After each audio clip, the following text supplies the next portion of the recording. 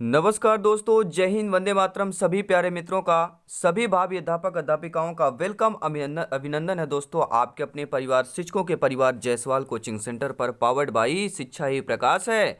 दोस्तों बात करेंगे बाल विकास शिक्षा शास्त्र सीडीपी की बात करेंगे और प्रैक्टिस सेट नंबर 9 है। आपके सिलेबस आपके एग्जाम पैटर्न पर है, जो कि टारगेट है दोस्तों सीडीपी बाल विकास शिक्षा शास्त्र में 30 ऑफ 30 लाना।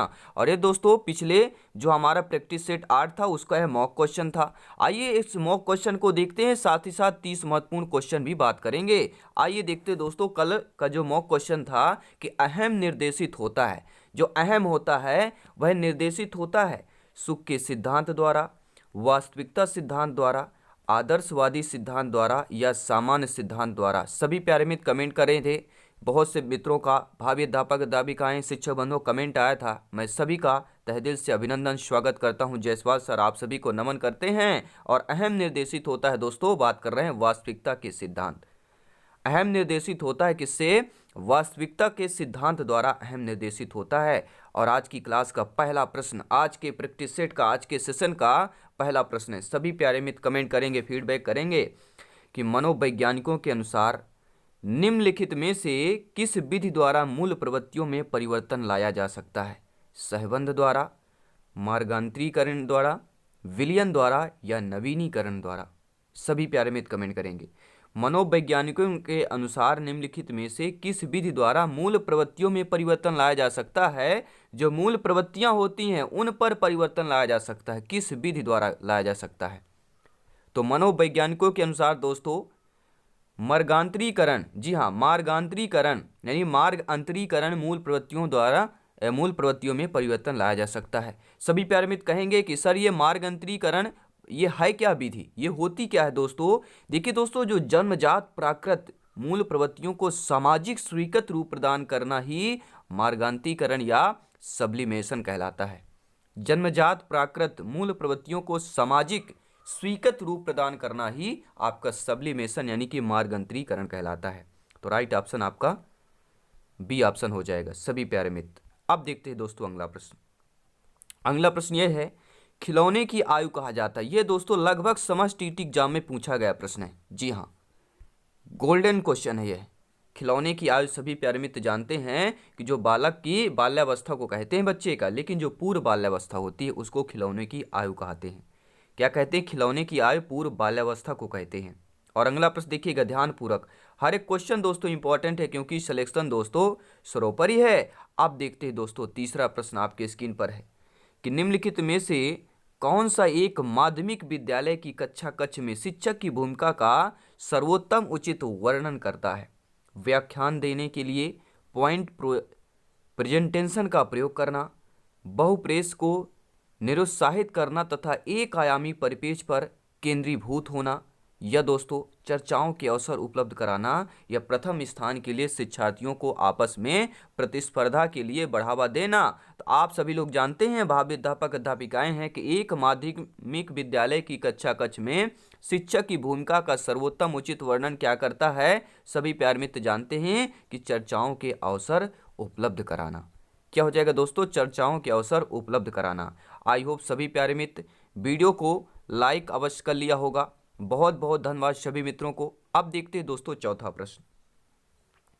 बच्चों के अधिगम को सुगम बनाने के लिए अध्यापकों को एक अच्छे कक्षाई परिवेश का सृजन करने की आवश्यकता है, और इस प्रकार के अधिगम परिवेश बनाने के लिए दिए गए कथनों में कौन सा कथन सत्य नहीं है? ध्यानपूर्वक समझेंगे। इस टाइप के क्वेश्चन बहुत बार दोस्तों रिपीट होते हैं कि बच्चों के अधिगम को सुगम बनाने के लिए, जो बच्चों का अधिगम होता है उनका सुगम बनाने के लिए अध्यापकों को यानी आप लोगों को एक अच्छे कक्षाई परिवेश का सृजन करने की आवश्यकता होती है। तो इस प्रकार के अधिगम परिवेश बनाने के लिए दिए गए कथन में आपका एक गलत कथन दिया गया है, यानी सत्य कथन नहीं है, एक गलत कथन बताना है कि शिक्षकों के अनुसार कार्य करना, बच्चे की स्वीकृति, शिक्षक सकारात्मक रुख यानी शिक्षक का जो यानी आप लोगों का सकारात्मक रुख होना, या बच्चे के प्रयासों का अनुमोदन। राइट ऑप्शन चूज करेंगे। जी हाँ दोस्तों, शिक्षकों के अनुसार कार्य करना। जी हाँ, बच्चों को अधिगम को सुगम बनाना है तो आप सभी लोगों का जो अच्छे कक्षाई परिवेश का सृजन करने की आवश्यकता है। देखिए शिक्षकों के अनुसार यानी आप अपने अनुसार कार्य करें, कार्य करना, ये क्या कहलाता है दोस्तों? बच्चे के अधिगम परिवेश बनाने में कथन गलत हो जाएगा। आपको बच्चे की स्वीकृति चाहिए, शिक्षक का क्या हो, सकारात्मक रुख होना चाहिए और बच्चे के प्रयासों का अनुमोदन करना चाहिए। According to question first option is the right answer. अगला प्रश्न देखेंगे। छात्र स्वाभाविक रूप से प्रेरित होते हैं। जो छात्र होते हैं, बालक बालिकाएं होते हैं, आपके शिक्षार्थी विद्यार्थी हैं, ये स्वाभाविक रूप से प्रेरित होते हैं सरल कार्य की खोज के लिए, नवीनता का पता लगाने के लिए या सतत संघर्ष के लिए, ये दोस्तों गलतियां करने के लिए। सभी प्यारे मित्र कमेंट करेंगे, फीडबैक करेंगे, कमेंट बॉक्स आपके लिए है, आपको ओपिनियन सम्मान है। तो छात्र स्वाभाविक रूप से प्रेरित होते हैं, किससे होते हैं? नवीनता का पता लगाने के लिए। कोई भी चीज नई होती है, छात्र क्या है, स्वाभाविक रूप से, यानी अपने स्वभाव, यानी सभी लोग जानते हैं सबका अपना स्वभाव होता है, तो उसी प्रकार स्वाभाविक रूप से नवीनता का पता लगाने के लिए छात्र क्या होते हैं? प्रेरित होते हैं। क्रिएटिविटी की बात कर रहे हैं। अब देखते हैं दोस्तों अगला प्रश्न। चाइल्ड डेवलपमेंट एंड पेडागोजी का कंसेप्ट प्रैक्टिस सेट है और हमारा जो मोरल टारगेट है दोस्तों, बाल विकास CDP में 30 ऑफ 30 लाना और सिलेक्शन आसानी से पाना। छठवां प्रश्न है दोस्तों, निम्न में से किसको छोड़कर सभी बुद्धिमत्ता परीक्षण का उदाहरण है? यानी हमें यह जानना कि बुद्धिमत्ता परीक्षण के उदाहरण आपका स्टैनफोर्ड बिने है, आपके वेस्लर बिने है, वेल स्केल्स है या रोसार परीक्षण है। सभी प्यारे मित्र कमेंट करेंगे। तो दोस्तों स्टैनफोर्ड बिने ये भी आपका बुद्धिमत्ता परीक्षण है, वेस्लर बिने ये भी बुद्धिमत्ता परीक्षण का उदाहरण है और रोसार्क परीक्षण ये भी आपका बुद्धिमत्ता परीक्षण का उदाहरण है। यानी बेल स्केल्स को छोड़कर सभी बुद्धिमत्ता परीक्षण के उदाहरण हैं। अर्थात दोस्तों according to question right option number bell scales हो जाएगा, सी ऑप्शन सही हो जाएगा। अगला प्रश्न, सातवां प्रश्न कह रहा है कि बच्चों की गलतियों के संबंध में निम्नलिखित में से कौन सा कथन सत्य है? सकारात्मक प्रश्न है दोस्तों, पॉजिटिव प्रश्न है। ये जो बच्चे हैं उनके गलतियों के संबंध में कौन सा कथन सत्य है? कि बच्चे गलतियां तब करते हैं जब शिक्षक उदार हों और गलतियां करते हुए उन्हें दंडित न करते हों। बच्चों की गलतियां शिक्षक के लिए महत्वहीन है, इसलिए उनको गलतियों पर ध्यान नहीं देना चाहिए। या बच्चे गलतियां करते हैं क्योंकि वे लापरवाह होते हैं, या बच्चों की गलतियां सीखने की प्रक्रिया का एक हिस्सा होती है। सभी लोग कमेंट करेंगे। तो मेरे प्यारे मित्र जानते हैं कि गलतियों की संबंध में जो कौन सा कथन सही है, कि सभी प्यारे मित्र जानते हैं कि बच्चों की गलतियां जो है की प्रक्रिया जो होती है दोस्तों, वह सीखने की प्रक्रिया का एक हिस्सा कहलाती है। अगर आप गलती करेंगे तभी आप सीखेंगे, ये ध्यान दीजिएगा। जितना आपसे गलती होगा, हम ये नहीं कहते हैं सभी गलती हो, लेकिन जो जितना गलती करता है वह बाद में सीखता भी है, उससे सीखना भी चाहिए। आगे चलकर उसका भविष्य उज्जवल और लाजवाब होगा दोस्तों। जी हाँ, सभी मित्रों को जय हिंद, वंदे मातरम। अगला प्रश्न आ चुका है। जी हाँ दोस्तों, अधिगम की प्रक्रिया में प्रेरणा का क्या स्थान है? प्रेरणा है क्या चीज दोस्तों? अधिगम की स्थिति में बात कर रहे हैं। जो बालक बालिकाएं बच्चे होते हैं अधिगम करते हैं, उनमें दोस्तों प्रेरणा जो है शिक्षार्थियों को दिशाहीन बनाती है, युवा शिक्षार्थियों के बीच सीखने की जिज्ञासा बनाती है, यह शिक्षार्थियों की स्मृति को तेज करती है, यह पुराने तथा नए ज्ञान में अंतर स्पष्ट करती है। तो अधिगम में या अधिगम की प्रक्रिया में जो प्रेरणा होता है वह युवा विद्यार्थी के बीच सीखने की जिज्ञासा बढ़ाती है। B option is the right answer. बहुत बहुत धन्यवाद दोस्तों सभी मित्रों का, वीडियो लाइक करने के लिए, इस परिवार से जुड़े रहने के लिए, क्योंकि पावर्ड बाई शिक्षा ही प्रकाश है। और अगला प्रश्न आपकी स्क्रीन पर है कि मानव व्यक्तित्व निम्न में से किसका परिणाम है? हम बात कर रहे हैं दोस्तों मानव व्यक्तित्व की बात कर रहे हैं, यह किसका परिणाम है? परवरिश और शिक्षा का परिणाम है, आनुवांशिकता और पर्यावरण के बीच संबंध का परिणाम है, यह केवल पर्यावरण का है दोस्तों, यह केवल आनुवांशिकता का परिणाम है। तो मानव व्यक्तित्व दोस्तों किसका परिणाम है? सभी लोग कमेंट करेंगे। सभी प्यारे मित्र जानते हैं कि आनुवांशिकता और पर्यावरण के बीच संबंध का परिणाम है। आनुवांशिकता मतलब होता है हमारे जो पूर्वजों से मिलता है वह होता है, और पर्यावरण के बीच यानी हमारे चारों तरफ का आवरण भी इंपॉर्टेंट होता है मानव व्यक्तित्व के विकास में। तो मानव व्यक्तित्व में विकास का परिणाम क्या है? कहते हैं ना, हमारा रिजल्ट आ गया, हमारा परिणाम आ गया, हमने सिलेक्शन पाया भैया, हमने आउट ऑफ 50 में 120 प्लस स्कोर क्रैक किया, क्योंकि यहाँ पे जायसवाल सर के साथ हम जुड़े हुए थे, अपने परिवार जायसवाल कोचिंग के सेंटर के साथ जुड़े हुए थे, अर्थात परिणाम आया। यानी कि मानव व्यक्तित्व में किसका परिणाम है? तो आनुवांशिकता और पर्यावरण के बीच संबंध का परिणाम हो जाएगा। अगला प्रश्न है प्यारे मित्रों कि अभिप्रेरणा और अधिगम के बारे में निम्नलिखित में से कौन सा एक कथन सही है? सकारात्मक प्रश्न बताना है, पॉजिटिव प्रश्न है। कि अभिप्रेरणा और अधिगम के बारे में। अधिगम तभी प्रभावी होता है जब शिक्षार्थी बाहरी पुरस्कारों का उपयोग करने से प्रेरित हों, या अधिगम में प्रेरणा की कोई भूमिका नहीं होती। तो ऐसा तो नहीं हो सकता है, प्रेरणा की भूमिका तो होती है। तो बी आपका क्या कथन गलत हो जाएगा। अधिगम केवल तभी प्रभावी होता है जब शिक्षार्थियों में भीतरी प्रेरणा हो, सीखने की अंतर्निहित इच्छा हो। यह भी जरूरी है, भीतरी आपके जब अंदर से इच्छा होगी किसी चीज करने की, पढ़ने की जिज्ञासा होगी, तो अधिगम प्रभावी होगा ही। अधिगम केवल तभी प्रभावित होता है जब शिक्षार्थी बाहरी रूप से प्रेरित हो और बाहरी कारकों से प्रेरित हो। अब क्या आएगा, अब आपको आंतरिक कारक करेंगे या बाहरी कारक करेंगे, भीतरी कारक करेंगे, क्या करेंगे? अब आपका ओपिनियन, आपका फीडबैक दोस्तों सभी प्यारे मित्र कमेंट करेंगे। तो राइट ऑप्शन क्या हो जाएगा, अभिप्रेरणा और अधिगम के बारे में जो कथन होगा, राइट आंसर होगा दोस्तों वो यह होगा कि अधिगम केवल तभी प्रभावी होता है जब शिक्षार्थियों में भीतरी प्रेरणा हो, सीखने की अंतर्निहित इच्छा हो। अगर आपके अंदर इच्छा है, कोई भी व्यक्ति आपको कोई कितना भी कुछ भी कर ले, अगर आप जब तक आप अपने अंदर से इच्छा प्रकट नहीं करेंगे, आप भीतरी प्रेरणा आपका जागृत नहीं होगा, तो आपका वह अधिगम प्रभावी नहीं हो सकता। इसके लिए अधिगम को प्रभावी करने के लिए भीतरी प्रेरणा, सीखने की अंतर्निहित इच्छा होना अनिवार्यतः सत्य है। अगला प्रश्न है, अधिगम के लिए प्रथम शर्त क्या है दोस्तों? अधिगम के लिए प्रथम शर्त क्या है कि सीखने वाले की अभिप्रेरणा, सीखने वाले की मानसिक स्तर, सीखने वाले की बुद्धि या सीखने वाले की अभिवृत्ति। सभी प्यारे मित्र कमेंट करेंगे। अधिगम के लिए प्रथम शर्त की पूछ रहे हैं, कहते ना कुछ भी हो ये मेरी शर्त है। आपको ठीक है पहेलियां भी आती होंगी कि यह मेरी शर्त है, तो शर्त मतलब क्या होता है सभी लोग जानते हैं, आप लोग ज्ञानी हैं, सर्वज्ञ हैं। तो अधिगम के लिए प्रथम शर्त यही है कि सीखने वाले का मानसिक स्तर ना होकर सीखने वाले का क्या हो जाएगा, अभिप्रेरणा हो जाएगा। अभिप्रेरणा मतलब होता है मोटिवेशन की बात करेंगे, आपका मोटिवेशन क्या है। प्रथम शर्त ही होती है सीखने का कि आप उसमें सीखने वाले का अभिप्रेरणा क्या है, उस पर जो आप सीखना चाहते हैं। आप शिक्षक बनना चाहते हैं, शिक्षक में आपकी अभिप्रेरणा क्या है, ये इंपॉर्टेंट है। अगर आपने अभिप्रेरणा मोटिवेशन बना लिया, मुझे शिक्षक बनना है, क्रैक करना है, सिलेक्शन पाना है, डेफिनेटली आपका सिलेक्शन होगा। तो अभिप्रेरणा प्रथम शर्त होती है अधिगम के लिए। अगला प्रश्न देखेंगे, 12 नंबर प्रश्न आपके स्क्रीन पर है। सभी प्यारे मित्र कमेंट करेंगे, फीडबैक करेंगे। आपका अपना परिवार, शिक्षकों का परिवार। प्रश्न यह है, अधिगम के लिए द्वितीय शर्त क्या है? प्रथम शर्त तो अभिप्रेरणा हो गई, द्वितीय शर्त क्या है कि सीखने वाले का मानसिक स्तर, सीखने वाले की बहु अनुक्रियाएं, सीखने वाले की बुद्धि या सीखने वाले की अभिवृत्ति। तो आपने अभिप्रेरणा तो हो गया, प्रथम स्तर हो गया अधिगम का। अब द्वितीय स्तर क्या होता है, सभी प्यारे मित्र कमेंट करेंगे। अधिगम का द्वितीय स्तर होता है सीखने वाले की जो बहु अनुक्रियाएं होती हैं। द्वितीय स्तर क्या होता है, बहु अनुक्रियाएं होती हैं दोस्तों। और बात करेंगे तीसरे शर्त की, अभी रुका नहीं है अधिगम। अधिगम के लिए तृतीय शर्त क्या है? अधिगम के लिए तृतीय शर्त सीखने वाले का मानसिक स्तर, सीखने वाले की बुद्धि लब्धि, सीखने वाले का पुनर्बलन या सीखने वाले का मन। पहला अभिप्रेरणा, दूसरा हो गया बहु अनुक्रियाएं सीखने वाले की, और अधिगम का तृतीय शर्त क्या होता है, वह सीखने वाले का पुनर्बलन होता है। सभी लोग नोट करेंगे। सभी प्यारे मित्रों को जय हिंद, वंदे मातरम। अब अगला प्रश्न आपकी स्क्रीन पर है कि अधिगम के लिए चतुर्थ शर्त क्या है? चौथी शर्त बताना है। सीखने वाले का अभ्यास, सीखने वाले का घर का माहौल, सीखने वाले की बुद्धिलब्धि या सीखने वाले का मन।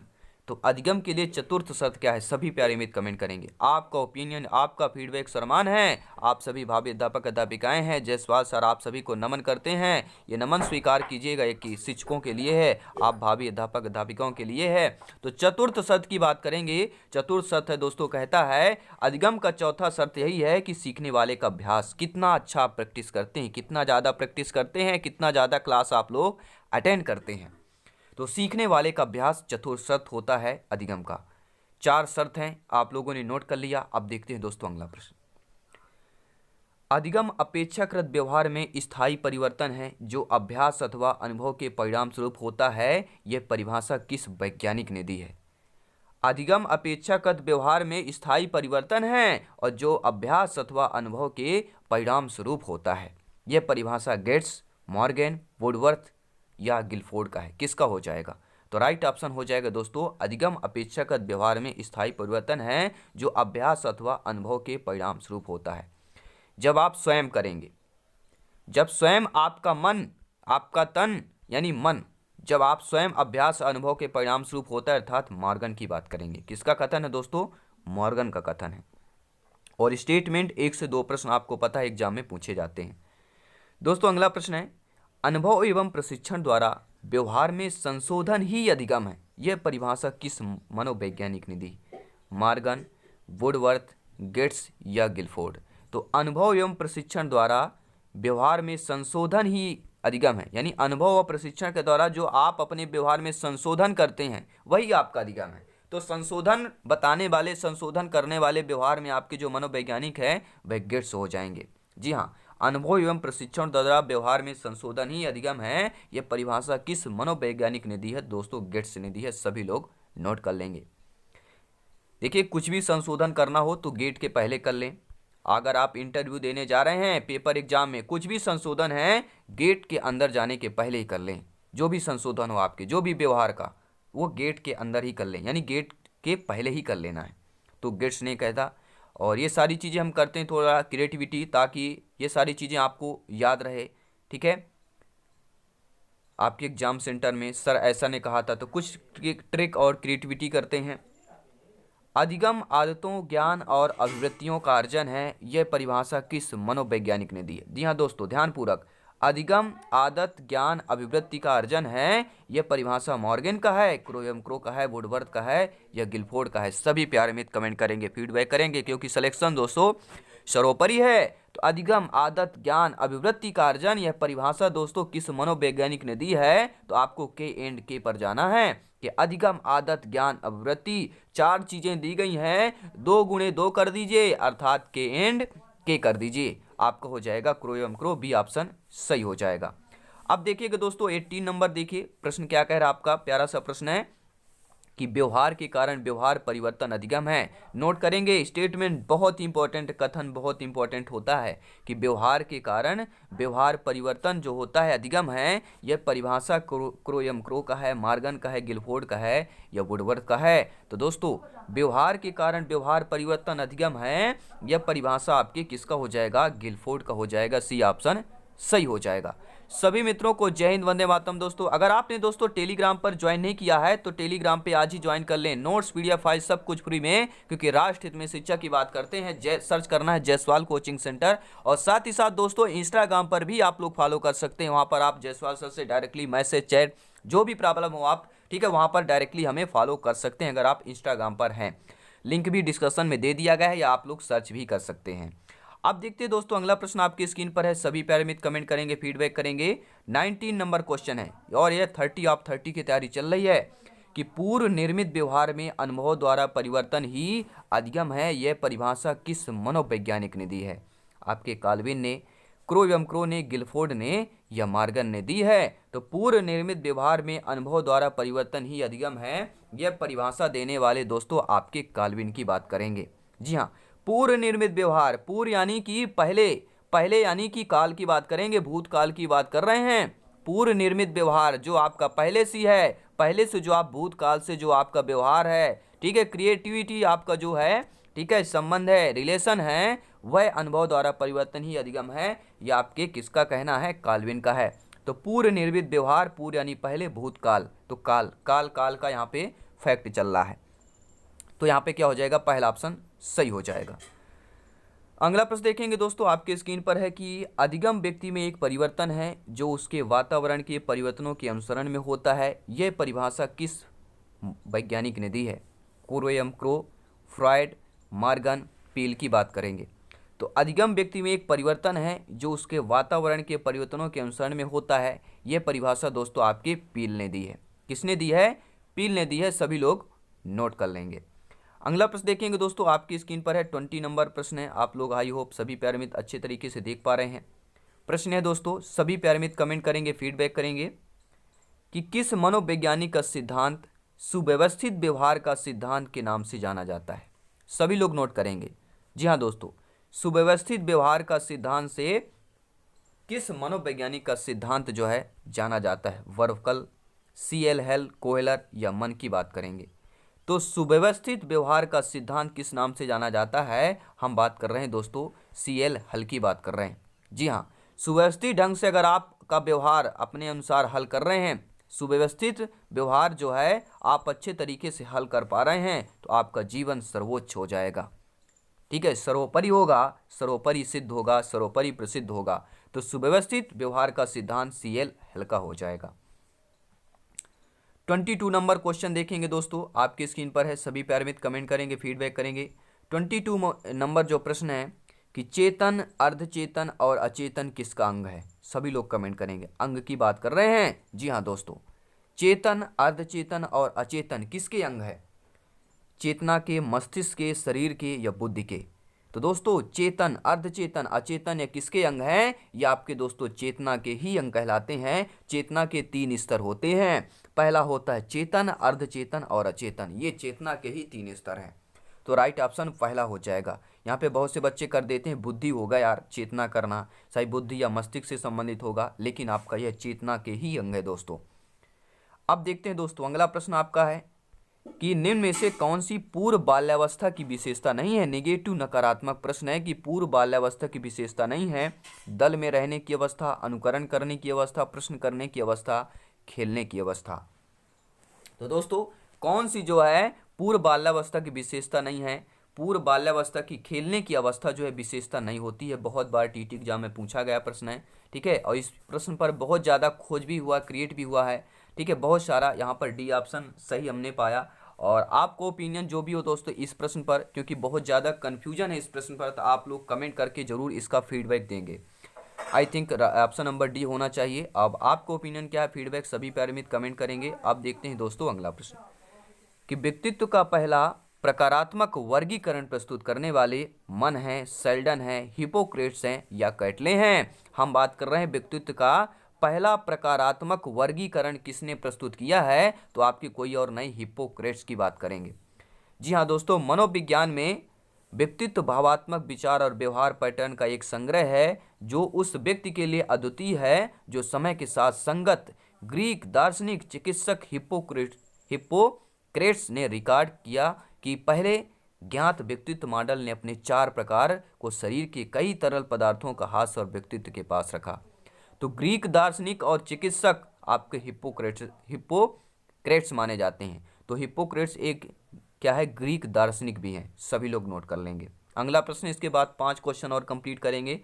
सूझ द्वारा सीखने का सिद्धांत प्रतिपादन किया, थॉर्नडाइक, कोहलर, पॉला। तो सभी प्यारे मित्र जानते हैं, सूझबूझ की बात करते हैं तो कोहलर की बात करेंगे कि सूझ द्वारा, ठीक है, सीखने का सिद्धांत प्रतिपादित करने वाले कोहलर हो जाएंगे। और कोहलर ने अधिगम से संबंधित अनेक प्रयोगों पर या अनेक प्रयोगों के आधार पर अंतर्दृष्टि अथवा सूझ के सिद्धांत का प्रतिपादन किया। इसे सीखने का गेस्टाल्ट सिद्धांत भी कहते हैं। अंतर्दृष्टि सिद्धांत की व्याख्या कोहलर ने अपनी पुस्तक गेस्टाल्ट साइकोलॉजी में की है। ये भी नोट कर लेंगे, प्रश्न आ सकता है कि अंतर्दृष्टि की व्याख्या कोहलर ने अपनी किस पुस्तक में की है? तो गेस्टाल्ट साइकोलॉजी में की है, 1959 की बात करेंगे। अगला प्रश्न है दोस्तों कि एक बच्चा है, आपका नियुक्त होता है, आप अध्यापक अध्यापिका बनते हैं, आप जाते हैं कक्षा में पढ़ाने, आप कक्षा में एक बच्चा देखते हैं और वह बच्चा 16 को 61 लिखता है और 6 को डी के मध्य अंतर स्पष्ट नहीं कर पाता है। तो वह बच्चा दृष्टि दोष से है, सीखने में अच्छा है, मानसिक दोष है या मानसिक क्षय की बात करेंगे। तो राइट ऑप्शन क्या हो जाएगा कि कोई भी बच्चा है 16 को क्या लिख देता है, 61 लिखता है और 6 और डी में संबंध नहीं बता पाता है, तो वह बच्चा सीखने में अक्षम कहलाएगा। बी ऑप्शन सही हो जाएगा। अगला प्रश्न है कि व्यवहार में होने वाले स्थायी परिवर्तन जो अभ्यास के कारण होते हैं उसको कहा जाता है सीखना, सिखाना, क्रिया करना या कल्पना करना। तो व्यवहार में होने वाली स्थायी परिवर्तन जो अभ्यास के कारण होते हैं दोस्तों उसको क्या कहा जाता है? तो अभ्यास के कारण जो आपका स्थायी परिवर्तन होता है वही आपका सीखना कहलाता है। सभी लोग नोट करेंगे।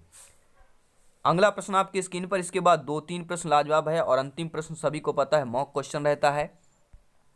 प्रश्न है दोस्तों, घनिष्ठ मित्रता की प्रवृत्ति पाई जाती है। जो घनिष्ठ मित्रता की प्रवृत्ति है वह शैशवावस्था में, बाल्यावस्था में, किशोरावस्था में या उपयुक्त सभी में पाई जाती है। तो घनिष्ठ मित्रता की बात कर रहे हैं तो घनिष्ठ मित्र, आप सोचिए जब आप बचपन में पढ़ रहे थे तो घनिष्ठ मित्रता की प्रवृत्ति आप में कब आई थी? आप स्वयं, क्योंकि आप उस, ठीक है, उस लेवल से गुजर चुके हैं। आप किशोरावस्था, बाल्यावस्था से गुजर चुके हैं। तो किशोरावस्था को आई थिंक तो आपको तो पता ही होगा, आपकी जो संक्रियाएं जो क्रियाएं थी 8 क्लास से लेके जो भी आपके ग्रेजुएशन पोस्ट ग्रेजुएशन तक का क्रियाएं हैं वो आपको पता होगा। तो घनिष्ठ मित्रता की जो प्रवृत्ति पाई जाती है वह दोस्तों किशोरावस्था में पाई जाती है। सी ऑप्शन सही हो जाएगा। और अगला प्रश्न यह है कि चिंतन अनिवार्य रूप से एक संज्ञानात्मक गतिविधि है, मनोगतिक प्रक्रिया है, मनोवैज्ञानिक आपके मनोवैज्ञानिक परिघटना है या भावात्मक व्यवहार है। तो चिंतन अनिवार्य रूप से दोस्तों एक क्या है, यह संज्ञानात्मक गतिविधि कहलाती है। जो चिंतन करते हैं आप लोग, ठीक है, चिंतन मनन करते हैं, तो चिंतन जो है अनिवार्य रूप से एक संज्ञानात्मक गतिविधि कहलाती है।